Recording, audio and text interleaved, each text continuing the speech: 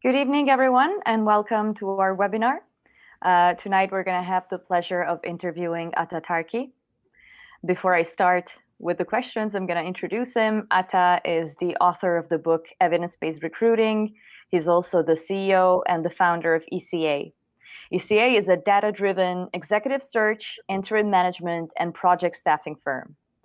And if I understand it correctly, Atta, your job is to primarily help private equity companies placing CEOs, CFOs, and other C-suite executives into their portfolio companies. That's right. Thanks for having me. Oh, thanks for coming. I think this is going to be a very interesting conversation. For what concerns myself, I am Elena. If you've watched one of the webinars from Start before, then you've probably seen my face already. I'm the content and social media marketer at Start. I'm here actually with Mark remotely. He's going to be helping me in leading this interview. Hello, and good evening to you, Elena. Good morning to Atta. Yeah, indeed. In a completely other time zone. LA, right? US. That's right. Out in Los Angeles, I'm looking out the window now, and it's sunny here today. It was raining yesterday. All right. So Mark is our Chief Revenue Officer at Start. Also, for what concerns the webinars that we previously hosted, you can find them on our website. Exactly, yes, if you can see the screen now.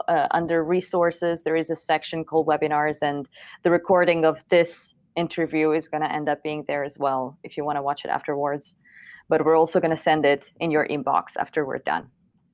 So, Mark, would you like to introduce Start? Oh, sorry. For what concerns questions to be asked, you can use a button on the upper right end of the screen. It's the one evidenced in the picture. At the end of our conversation, we're gonna read the potential questions from the viewers, and yes, so we're excited to know what they want to ask. Mark, yes, I wanted to ask you if you wanted to introduce Start for those who don't know who we are and what we do.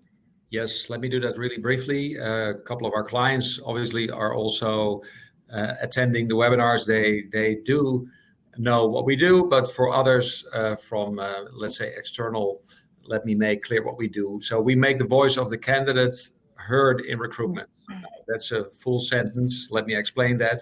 We measure the experience of candidates throughout their journey of applying with a company. So basically, we measure the candidate Net Promoter Score and the drivers of the Net Promoter Score when they've done an application at a company, mostly as soon as they end the procedure. So whether they are rejected or finally hired, they get to speak basically back to that company as to how was the application, how was the interview, how was the process, how was the quality of the feedback, in order for the company to improve their applicant journey, because that's the goal, and to ultimately improve the lives of candidates in general, but obviously make them a better hiring company. That's what we do for our clients.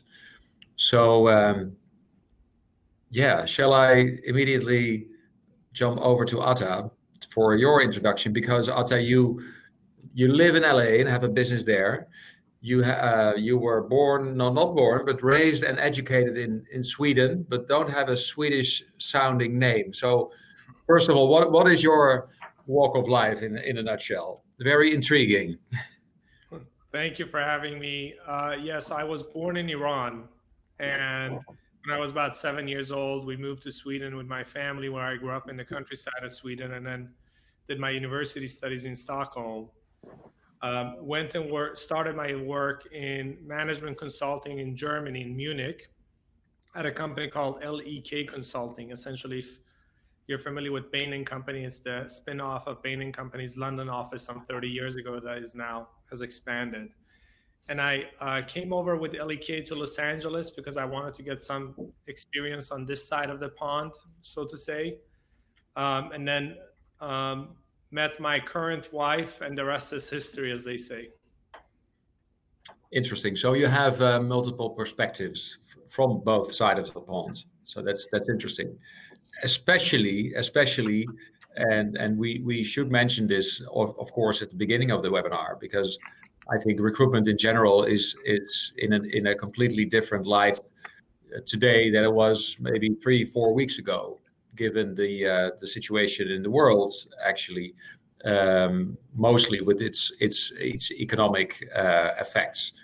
And I think we can address that throughout the webinar because it's so relevant for everyone that is attending the webinar, and everyone that's active in recruitment. So we needed to mention, despite it being a sunny day in LA, I mean, the enemy now is invisible.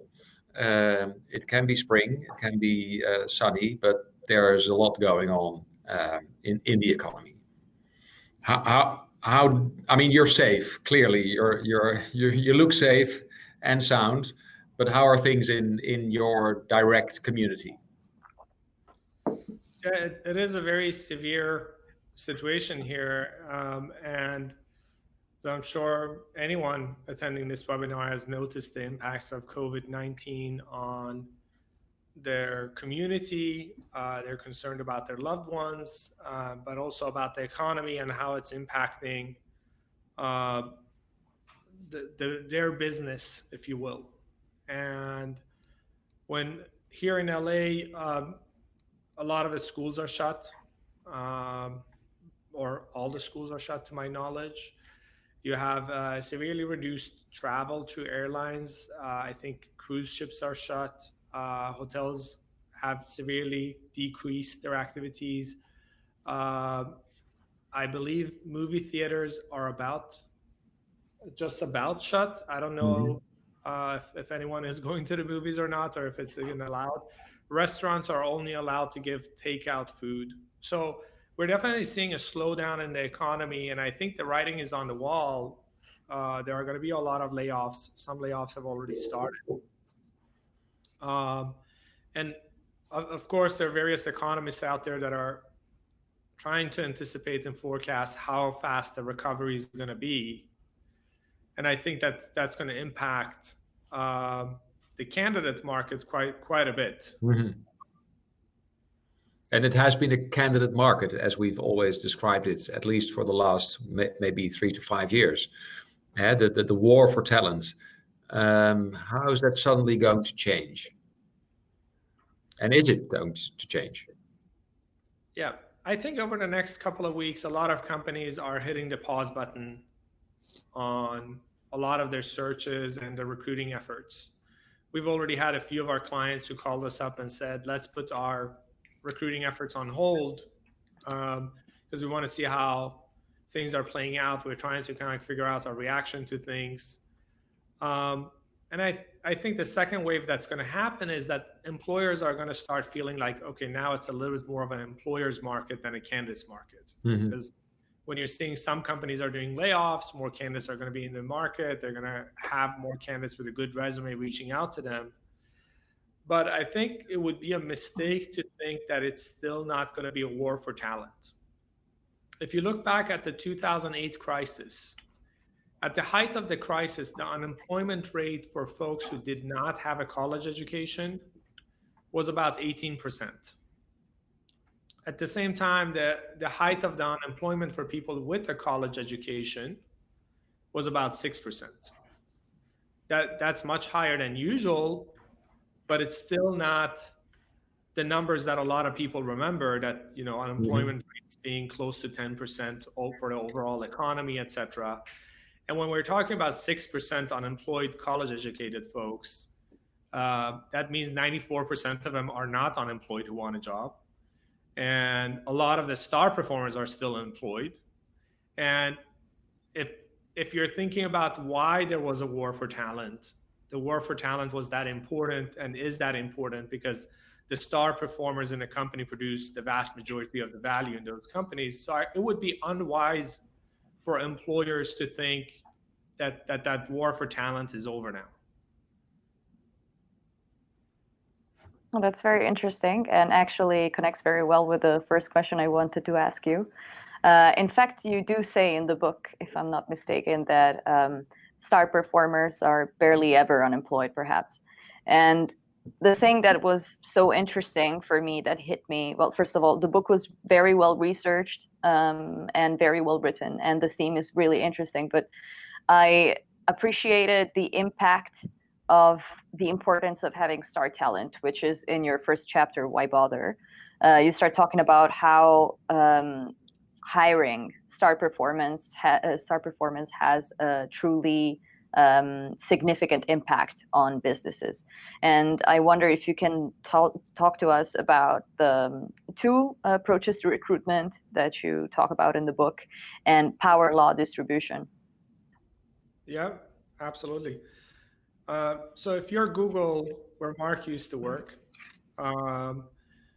and you happen to hire a star performer, that star performer is going to be 1 out of the 10,000 people you hired this year.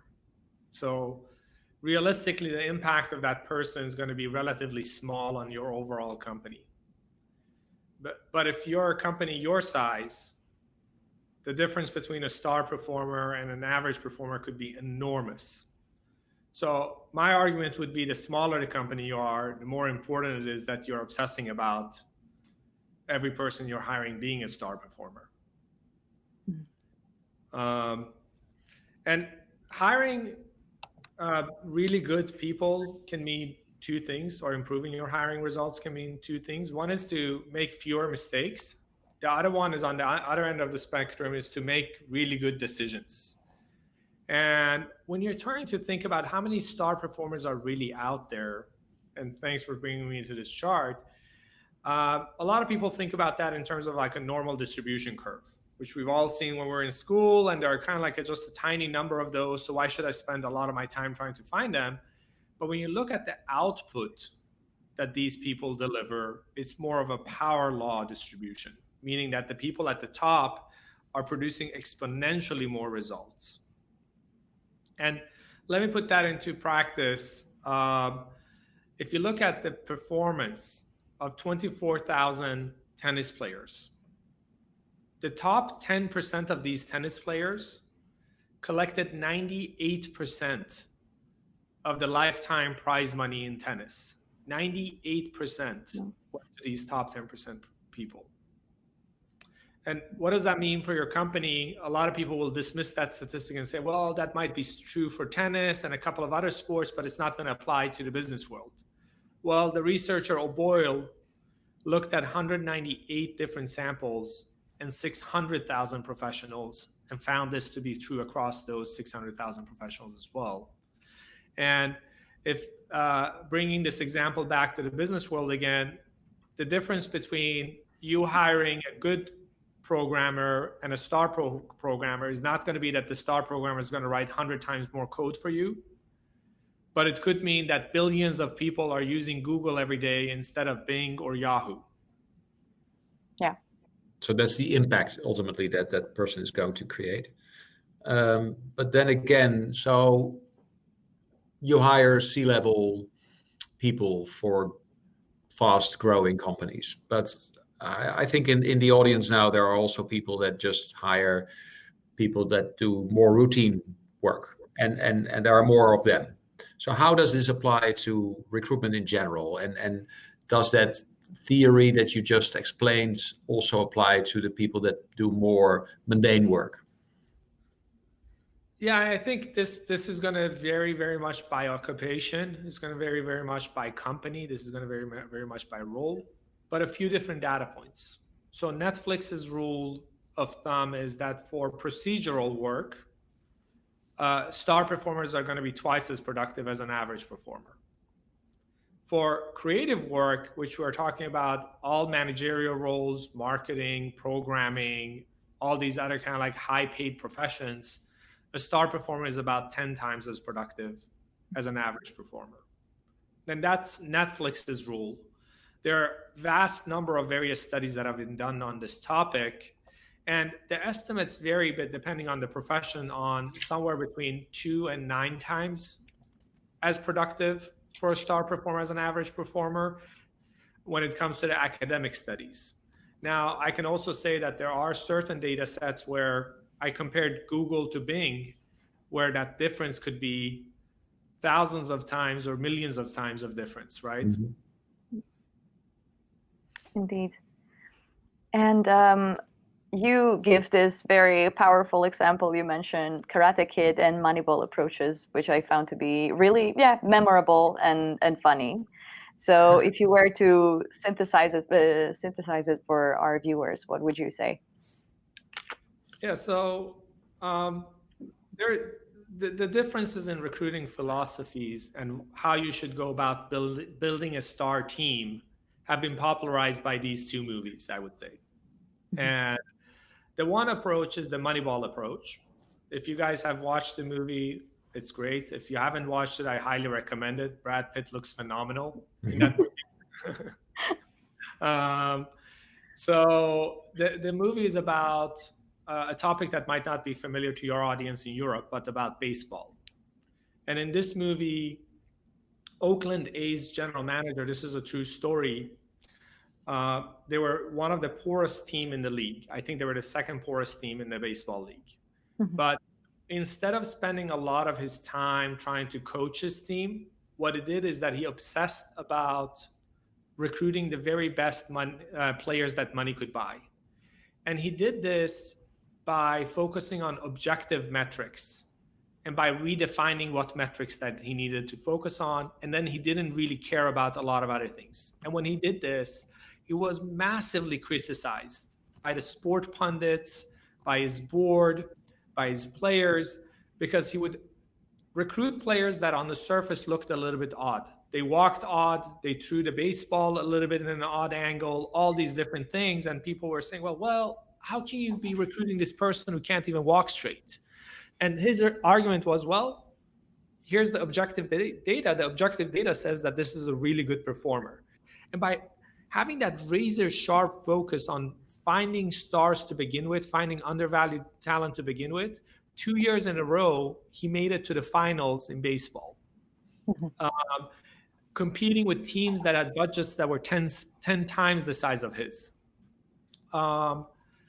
And the other movie where this philosophy of how do you build a team of star performers, where it's been popularized, is The Karate Kid, where Mr. Miyagi, a superior coach, picks up a subpar performer who doesn't know anything about karate, and through his kind of like superior coaching and mentorship skill turns this kid into a superstar in no time, who can take on a full team of karate professionals who've trained for years, and in the end he wins. Now, which philosophy do you think is going to work better if you want to build your team of star performers at your company? That's a rhetorical one, and let's quote Jack Welch, who you quote in your book. I think that's the answer, right, to your question. And well, may he rest in peace. He passed away, I think, 2 weeks ago. But the question that I had reading that, Jack Welch has a long history, and he said this, I think, maybe even decades ago. And you say, well, now is the time actually for evidence-based recruitment. Why is it so important, let's say, today? Yeah, when you're looking at everything that's going on in the economy, a lot of things have changed over the last even 10 years. When I started my company 10 years ago, focusing on the talent space, LinkedIn had about 70 million users. Now it has 600 million users worldwide. And that's just one of the platforms. I can think of a dozen other platforms that are very effective recruiting platforms. We internally use about 50 different platforms to find information about candidates and being able to triangulate that information to find the best candidates very quickly. So I think that the recruiting era and how the role of the recruiter is playing out is changing a lot, from the Rolodex approach, where your main value add was that I had built this Rolodex of these specialized professionals, to being best at utilizing the information that is out there, being able to effectively engage the candidates and effectively evaluate on the job success of those candidates. So just the technological change alone is making a difference there. And if you're the one company who's not playing the Moneyball approach to recruiting and everyone else is, well, you're going to end up with just the bottom performers at your company. So that's why the time is now for that approach. Which brings me to a very interesting topic in your book, which is actually the whole piece about the prediction of future performance, the factors that explain a candidate's success. And we even used it as a cliffhanger, promoting this webinar to basically say, okay, what is the biggest driver of it? And you've basically listed a whole lot, but could you reveal that for us? Yes, I can. So I want to kind of like start with a caveat that when we're talking about on-the-job performance for the overall economy and all the various jobs out there, we're painting with a very broad brush. And I think that's kind of like take medicine 100 years back when they were just starting to kind of like embark on the evidence-based journey.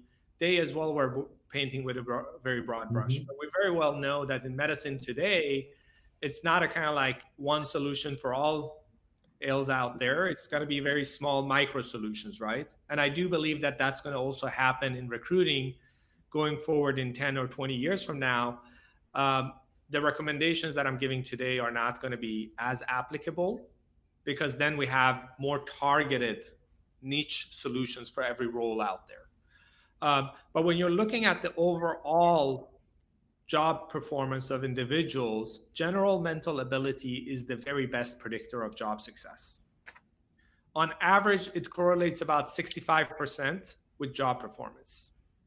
Why is general mental ability that important? Because it measures how good you are at solving problems. Right. Is it as simple to translate that in intelligence? Yeah, you could call it that. It's a specific type of intelligence. It's the type of intelligence that tells you how good you are at solving problems, not the type of intelligence that tells you how good you are at remembering things or memorizing tasks or things like that. But it's very good at predicting how good you are at solving problems. And in an economy where things are changing constantly, you need that. Where you got to figure out, what do you really want? Is it a power drill? Someone who knows one skill set extremely well and is extremely efficient at that? Or do you need a Swiss Army knife? Yeah. Because the way your problems are going to change, the problems of tomorrow are going to be different than the problems of today. And more and more roles are moving in the direction of the Swiss Army knife because it's such a fast moving environment. And 10 years ago, you guys would have not had a social media marketer. You would have just spent your money on different marketing channels. Today, you're hiring Elena to help you guys figure out how you can do marketing the best way, right? True.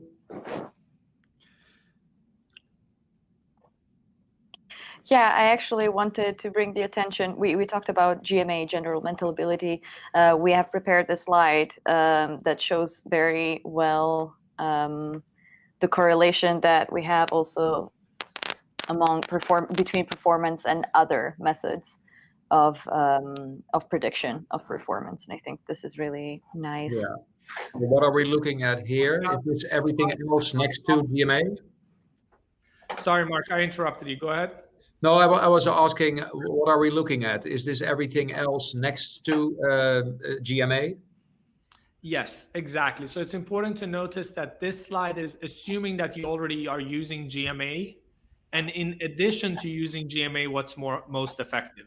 So if you take away the GMA portion, these tests alone are not the most effective tests or predictors of on-the-job success. But assuming that you do use GMA already, on top of that, using integrity tests, structured interviews, and conscientiousness are three of the most effective methods. Very interesting and also shocking to see actually the difference between unstructured and structured interviews. Now you mentioned briefly that I did spend some time at Google. 6 years, I've interviewed so many people, and it was quite structured. But it's sort of counterintuitive because I want to have a conversation with someone. Could you elaborate on that, and why the difference is so big, and why people probably are biased towards doing more conversational interviewing? I believe because it's unnatural.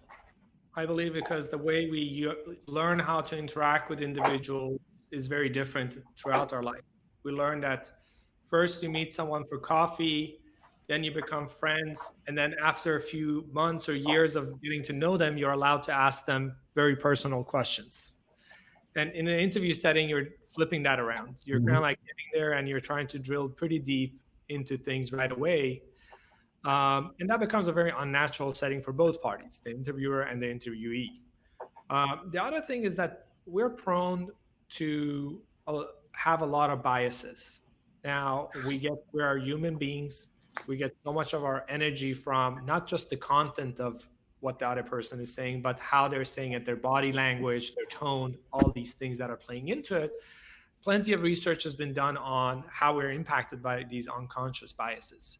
And by following structured interviews, you can check these unconscious biases and do a better job of covering the most important topics. And by doing that, you'll have better on-the-job predictions. This is not a theoretical question to me as much as it is an empirical question. Do they work or do they not work, right? We don't have to kind of like sit around and theorize about it. And in my experience and from the data that I followed, it works phenomenally much better. How do you do it in practice? So you recruit for C-level executives, and do you have like a coffee chat before to get that getting to know each other elements? How do you do it in practice? You could have the coffee chat sometimes to get to know each other, and there are plenty of candidates that we know for a year, 2 years, etc., that we try to kind of like convince them to apply for a job with our firm or one of our clients. But then once they enter the interview process, you want to do it as in a structured fashion as possible, so to try to check your biases. And the best practice there is it doesn't matter if you are hiring for a CEO or an executive assistant. We follow the structured approach to interviewing when we are hiring for executive assistants internally as well. And what you want to do is to first of all start by asking, what does good look like in this role? What is the mandate for this role? What is this role achieving for us?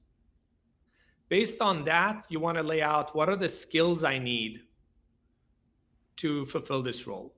What are some of the hard skills that would be helpful if this person brought on board? For instance, if you're recruiting a programmer, you might need them to know a specific language. What are the softer skills? What are the candidate attributes, personality, etc., that you want to look for? And those are the first two steps. The third step is to say, okay, how am I going to evaluate these different skills and attributes? Say, okay, I'm going to ask these set of questions. I'm going to give them these job knowledge tests. And the fourth step that is very important that most people, even following structured interviews, miss out on is to define what does good look like again in these assessments. If we're hiring someone for our company and I'm asking them, why would you want to work with our company? It's not enough to say, okay, I've asked that question and I know good when I hear it. You need to list out what is a good answer and what is a bad answer, and then be brutally honest about if the candidate gave you the good or the bad answer and rate them on a scale there. So if a candidate says, I really love the location, not that great of an answer for most roles. But even if you've had a really phenomenal experience otherwise interviewing the candidate, you want to resist the temptation to give them a top mark on that question. But if they're saying, I really like your company's mission and what you guys are doing, I would enjoy the tasks that I'm going to be responsible for, I would really look forward to learning all the things that I can learn in this role, I enjoyed my interactions with the colleagues and I think I would get along with them well, and your work style, I On top of that, I like the location, I like the hours, all these softer factors are also good. That's a much better answer, right? And you want to kind of like know what are the signs that I'm looking for when I'm rating someone, good versus bad on every single question. So you need to spend a lot of time in preparing the questions, but also, I mean, the variations of answers could be huge. And yet you have to decide what are good answers and bad answers. Yes, exactly. And sometimes it's a lot of time you have to spend up front preparing. But that's where the Moneyball approach comes in versus the Karate Kid. Yeah. Do you really want to spend a lot of your time up front defining these things and obsessing about how you can find great talent? Or you're going to spend your time on coaching and mentoring existing employees and trying to do the Karate Kid approach? Well, unless you do the Moneyball approach first and you obsess about it, you're not going to get those star performers. So then you're going to be constantly putting out fires and spending your time on apprenticeship and coaching. Yeah. And you take it a step further in the sense that you actually say you need to follow the people who you didn't hire. I mean, in sports, we know that. So the goal scorer that you didn't, contract, he plays for another club, and you can basically follow the statistics. How can you do that in practice in business life? It's very difficult because you might justify to yourself that, okay, we didn't hire this person and they wouldn't have been a good cultural fit for us. Of course. And maybe they did go to our competitor and they became a star performer there. Maybe they would have still failed at our company, right? There are certain companies, Google being one of them, that they still hire a portion of people that would have been rejected through the interview process. And Laszlo Bock, the former SVP of People Operations at Google, instituted that practice of you would go through the interview process and a set of the candidates that were formally rejected would still get the offer, and you would track their performance to see if they were better or worse. Those are obviously very eye-opening types of experiments. Yeah. The other thing you could do is flex on one criteria at a time, where you're saying, okay, typically we are trying to check 9 boxes or 10 boxes. For a little while, let's just say that box number 10, we're not going to care about that anymore, and see if the people we're hiring, then we go back and check and see how many of those hires that we made actually checked box 10 versus those who didn't. And was there a difference between the performance of these two groups? And by doing those small experiments with one box at a time, you can see which of the boxes that actually are helping you to predict on the job success versus not. Does that make any sense? It does, absolutely. Now I've recently read a book written about by the founder of Smart Recruiters, an ATS, an application tracking system, and he introduces the metric, the net hiring score. It's a bit of an NPS type of score. That's because if you have to wait until you have your performance data ready, you'll be in 1.5 years, down the line. Now, and he says after ramping up, you basically ask 2 questions. One to the hiring manager, and you say on a scale of 1 to 10, how much of a fit is this new hire for the job?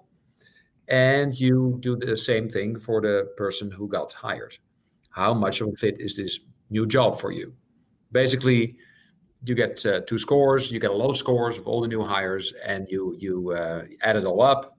You use the Net Promoter Score way of counting that. So the 9s and the 10s are the positives, and you deduct that with the negatives, the 0s to 6. Is this a metric that appeals to you? This is a beautiful approach. It's great. And I think it's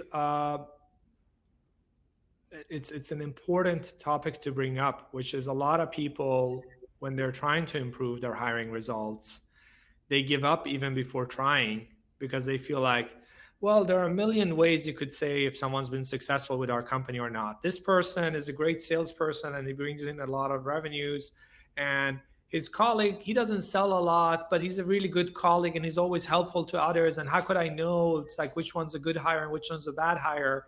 Well, you need to boil it down. End of the day, you need to boil it down to one metric. And that's how you improve things. And some metrics are going to be the lagging indicators that you're going to notice in a year or 2 years, 5 years from now. Some of them you need to also have leading indicators, because if you're only going to tweak your hiring process every 5 years, you're going to be way behind the curve. So you also need earlier indicators of, are the tweaks that we made to our hiring process, are they working or not? And doing something very simple like this is a phenomenal way of doing that. So it gives you that leading indicator. Yes. Yeah. Okay. Yeah, we talk a lot about leading and like company, so it resonates really well. Elena?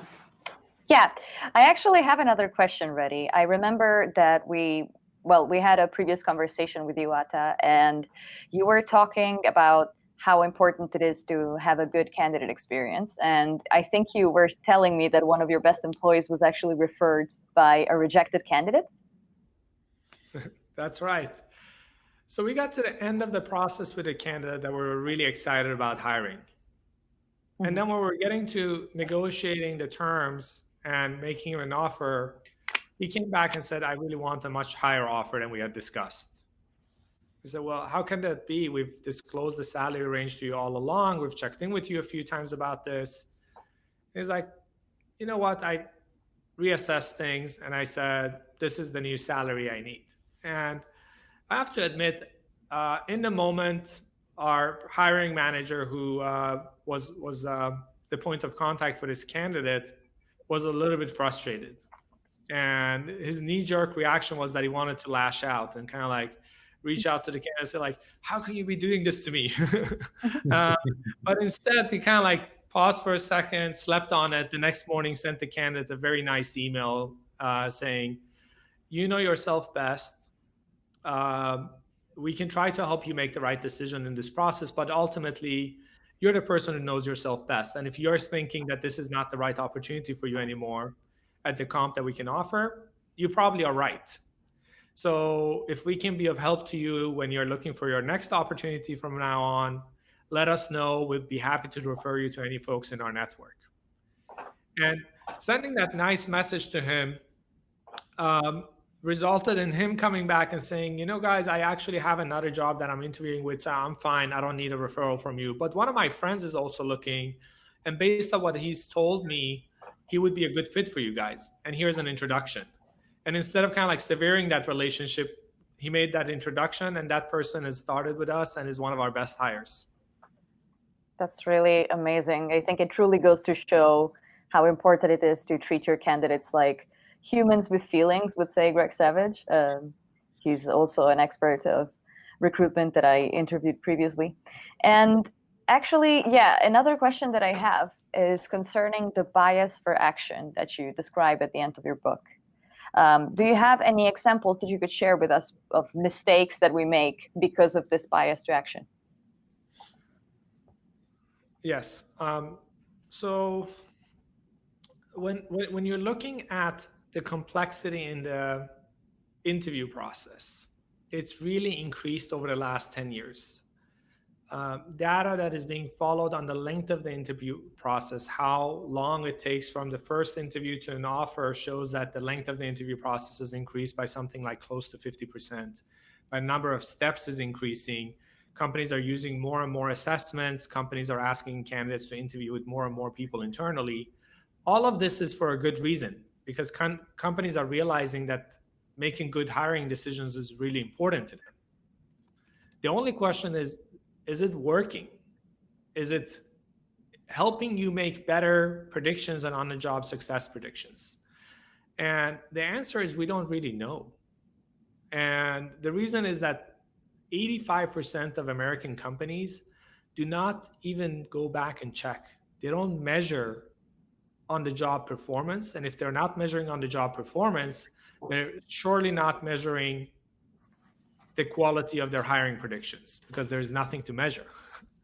And that is kind of like the bias to action, where you think that something's important and I need to do something about it. And you try to kind of like just improve things by a gut feeling and saying like, okay, I'm going to kind of like do all these things that make sense to me, but you then don't go and see if it actually is helping you make better predictions or not. It's I compare it to doing a very beautiful rain dance, and a few days later it rains, and you say, "Look, it was my rain dance who made it happen." But is it really correlation or is it causation? Mm-hmm. Look out for that rain dance in your hiring processes. Right. So I want to get back to the rain, to the economy. It's raining, it's pouring, and want to have your perspective on what companies should do, because they probably are cutting down on hires. So what should their approach be in the next coming months if they were to make 1 or 2 hires, or 10 or 20 hires compared to where they came from? Mm-hmm. Yeah. With the COVID-19 situation evolving rapidly, we've seen a lot of companies pressing the pause button on their hiring decisions. And I can kind of tell you about 2 different companies that I've experienced doing that in the last few days. One of the companies sent out an email to 7 of the candidates who were in the final interview stages with them and said, and this is for 2 different roles. So for one role, it was four candidates, for the other role, 3 candidates, and said, with the economic situation unraveling very quickly, we're going to pause our decision on this for the next month or 2. Would love to stay in touch. We don't know if we're going to make a hiring decision then or not. It might be in the month, it might be in 2 months, it might be in 9 months from now, but would love to stay in touch and see if we could work together in the future. All 7 of those candidates sent back a very respectful email and a thankful email saying, I really appreciate your honesty. I've really enjoyed talking to you guys. Of course, I understand. Let's stay in touch and see how things evolve. Another company was also being uncomfortable with making the decision. And in the midst of everything, the candidate still needed to come in for 1 more in-person interview. He had already done 2 rounds of in-person interviews. But the candidate reached out and said, are you guys still hiring for this position? And if so, can we do this over a video call instead? Because I don't feel comfortable jumping in a airplane right now. Yeah. And my guess is that the company really wasn't comfortable with making the hiring decision. But instead, the company CEO said, well, if you're not going to come and meet us in person, that probably means that you're not interested in the job. So we don't need to speak any longer. And I believe that the first company is going to have much better outcomes when all of this is settled and done, because they haven't burned their bridges with those candidates. It took them a really long time to get those candidates in their pipeline. And that's also kind of goes a long way for all the other companies who are thinking about this, where don't confuse quantity with quality. Mm-hmm. You're going to have a ton of candidates who are going to be knocking on your doors. But remember, in the height of the 2008 crisis, 94% of college-educated people who wanted a job were still employed. And I can guarantee you that most companies were fighting to keep their star talent. There are some companies who had to let go of their star talent, but not that many. Mm-hmm. So keep that in mind. Keep treating candidates with respect. Keep fighting for great candidates. Keep showing your true colors. Yeah. When it comes to difficult times, and showing great talent that we care about you, not just when we have to, but also when everyone else thinks they don't have to. Yeah, we actually saw this very beautiful graph in your book that we tried to reproduce about the cost of hiring talent. And it's also very interesting to see how it's split. And there is a side that's not really considered most of the time, which is the indirect costs. And there are quite a few. Yep. Steve Jobs used to say A players attract A players, B players attract C players. Uh-huh. Yeah. All right. Yeah, we need to hire people. We need it, and I still do that. Need to hire people that are smarter than you. So that's what I've been doing at Google. And it was also a good way to look back at proud. I like to say, hey, a couple of you I hired, and the mantra. But it was not just theory, I can tell you.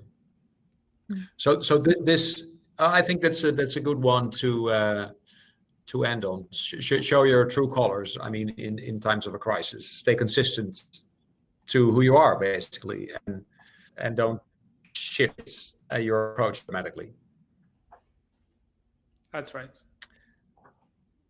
Elena, do we have some questions from viewers? Yeah, or I think so. Yeah, let's see what they asked. It's been put in slides. So the first question that was asked in the chat, in the question section actually, is what's the most important piece of advice for scale-ups to implement their own evidence-based recruiting process? It depends on what stage of a scale up you are. If you are already a company that's making, call it 50 or 100 hires a year, my best piece of advice is start collecting very detailed data. If you're only making a handful of hires, I compare it to being a doctor. Now, a doctor could be working at a university institution, and Mark goes and sees the doctor and says, I have back pain. You say, great, Mark. What you don't want the doctor to say is, Mark, we're going to put you in this 20-year-long double-blinded study to find out why you have back pain. But on the other hand, you also don't want the doctor to say, based on my gut feeling, you should just go do this. Yeah. You want somewhere in between, right? You want the doctor to understand the fact base, understand all the data, ask Mark a bunch of clarifying questions, and ideally help Mark make the right decision for himself. And most doctors are not working at a university hospital where they're collecting their own data. Most doctors out there understand the fact base from external data points. That's what you can do if you're in a scale up. You can pick up my book, read it. It's a good start. There are a number of other books you could read that are great on the topic. Laszlo Bock's book is great on it. It's called Work Rules. Right here. Understand. There you go. You have it on your desk. It's right at my, I pick it up regularly. Yeah, it's a phenomenal book. Laszlo is amazing, and it's a beautiful thought partner to recruiters around the world because he's so willing to share all his wisdom. And it's a few folks like Laszlo out there that are sharing so much wisdom that you can learn from, and start by implementing those best practices. And that alone is going to get you a very far way compared to just following your intuitive approach. Right. Let's see the next question. How honest should I be with the candidate if there's something that I think might drive them away? Say we can offer very high salaries. Brutally honest. I had a HBR article on this topic a few months ago. And the title of the HBR article, you could Google for my name, Atta Tarki HBR, Stop Lying to Candidates. And it lays out why you shouldn't fudge any information when you're interviewing candidates. A lot of companies and hiring managers say, well, if I don't put my best foot forward, I might scare away really good candidates. And my answer to them is, you have no choice. When I was in college, we would have kind of like management consulting firm, investment banks, all these companies would come and recruit on our college campus. They would give a 30-minute presentation, and any questions from the audience were met with a canned answer, and then they were gone. And you had to kind of like assume whatever they were saying was close enough to the truth. Well, in the era of Glassdoor.com, if you're lying to a candidate, or you're kind of like white lying even to a candidate, the question is, who's fooling whom? You who's kind of like misrepresenting things, or the candidate who already might even know about it, but accept the job. And if you don't feel like a candidate is able to see through all the smoke before they accept the job, are you really going to trust their judgment once they are on the job? And the final argument I'll give you is, it's not about just getting any star. It's about getting a star who truly wants to be in your setting. One of my friends accepted a job where she was brought in by a CEO who said, I want you to come in here and really scale this division. We've already approved it, and all the plans are there. All I need you to do is to come and build it. When she came in, she noticed that he wanted her to go and convince all the managers in the company that they should be supporting this initiative, and then she should get the budget and all these things. And that was more of a change management role, not a scaling job. And 3 months later, she quit that company to go join another company. And I'm sure the CEO would have preferred to be honest in the interview process and get someone on board from the get-go that was okay with the change management mandate, not the scaling mandate. Yeah, mismatch. And by the way, the same goes, I think, for rejection. That's one of the things that we gather from our clients. People didn't get truthful feedback. They invested by expressing their interest in the role. They have been interviewing, and they get some canned response. They cannot learn from it. They cannot explain it. So they're not happy, and they give it a bad score. Now, it's not about the bad score. It's about your reputation being on the line. But reject other people. So how do you do this on scale whilst being insightful, let's say, or truthful to the candidates? Yeah, I'd say that try to build it starts before you get to that point. It starts with trying to understand how open can I be with the candidate throughout the interview process, and make a genuine effort to be open with them throughout the interview process and build that relationship so that once you're getting to that stage, you can continue being open with them. I know plenty of CEOs of Fortune 100 companies that when they are rejecting a candidate, they personally call the candidate and tell them that. Not every candidate who applies to their company, of course, because that would be too many, but any candidates who've interviewed with them. And that goes such a long way.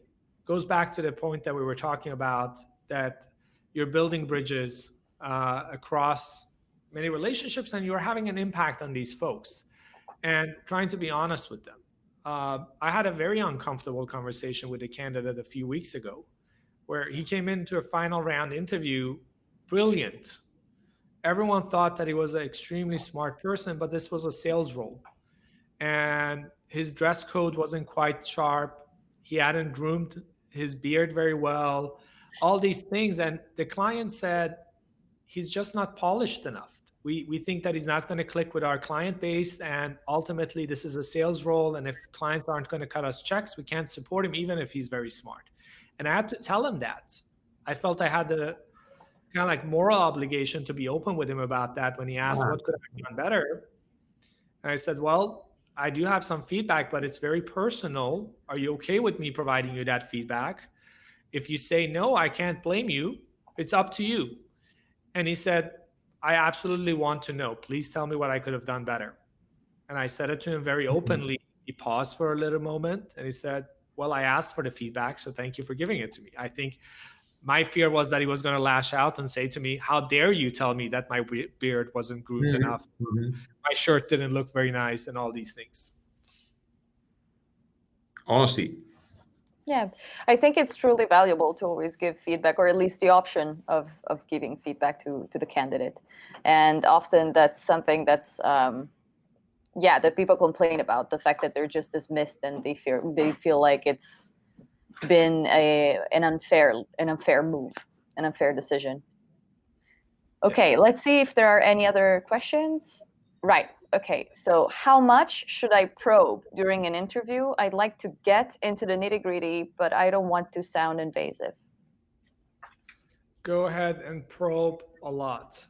I actually think that's the best practice, because one of the biggest hiring mistakes I see is that hiring managers do not probe enough. They ask a question and then they feel a little bit awkward about probing it further. And one of the things that you could do so that you reduce your feeling of feeling like too intrusive is by using softening statements. I've listed a lot of these softening statements in my book. But a softening statement is something to kind of like say exactly what you said. I don't want to kind of like come across as too intrusive or too micromanagey or come across as I'm doubting what you're saying. I just don't understand one of the details. You could say something like, just so that I'm not misrepresenting what you said, just so that I understood you correctly. Do you mind if we cover that again? And there are two types of probing questions you could ask. One is the what questions, and the other one is the why question. What was it that you did in this role? Can you explain if we were doing X or Y? Or how did you achieve the results? Was it through X or Y? Or you could also say, well, you told me that you really want to work remotely on Fridays. Can you help me understand why? What made you get to that conclusion? And they might say, well, on Fridays, I have to pick up my child from school and our nanny is not available. And that's the only way I could make it work. So kind of like think about the probing questions if you're asking the what question or the why question, and use a softening statement before that. But my rule of thumb is I will probe until I understand something. That's my challenge to myself. Very well. Okay, I think we might have a last question. Let me check. Okay. Someone is frozen in the chat, so we're trying to change to the final question slide. But actually, it's also in the chat, so I can read it from there. If the goal is to get better hires in a cost-effective manner, would you say it's more important to scare away candidates who don't fit than to jam more candidates into the recruiting funnel? Or is this limiting our recruitment needs, as we could miss out a top candidate who would have been too scared to apply? Well, I wouldn't advise any company to try to scare candidates. Let's start with that. The long are gone the days where you want to use those types of tactics, and those tactics backfire today. You have like a tweet from a millennial that went viral about a year ago because the investment banker was trying to put her through a so-called stress interview. And the company received massive backlash and PR issues. If you want to kind of like write a job ad that sounds arrogant and say, if you're not a top performer, you don't need to apply or something like that, again, you're going to have a backlash. But if we're talking about being honest in a positive fashion, absolutely you should be honest in a positive fashion, where you want to be very right for a few people. You don't want to be a little bit right for many people. Does that make sense? You don't want 200 candidates to apply where you're a little bit of a fit for them. You want 10 candidates to apply that they feel like this is a phenomenal fit for them. Mm-hmm. All right. Well, I think this is going to be the end of our conversation. First of all, thank you, Atta, for your time and your availability. I think it's been a very valuable interaction that we just had. And for the people watching and the ones who will watch it afterwards when they get the recording, I really recommend for you to buy the book. It was a really interesting read for me. I think it makes a very strong point for you to start measuring certain criteria for your business. And it also helps understand how to do so. So it was a very interesting and very valuable read for me indeed. And so yes, thank you, Atta, and thank you, Mark, for helping me lead this conversation. And you will be getting the recording soon. Thank you, Atta, and all the best navigating your business through the crisis. And that goes to all the viewers, actually, because it's affecting all of us. Thanks for your time. Thank you so much for having me, Mark and Elena, for a very energizing and insightful discussion. Thanks. Talk to you soon.